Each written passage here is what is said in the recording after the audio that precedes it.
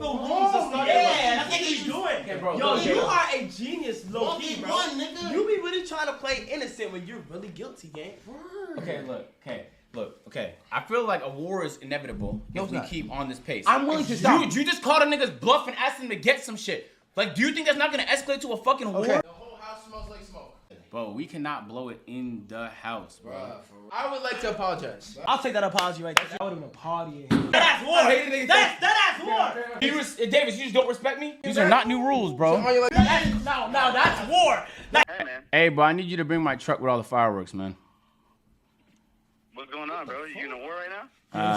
Nah, it's not war. It's just a battle. I bet. Appreciate it.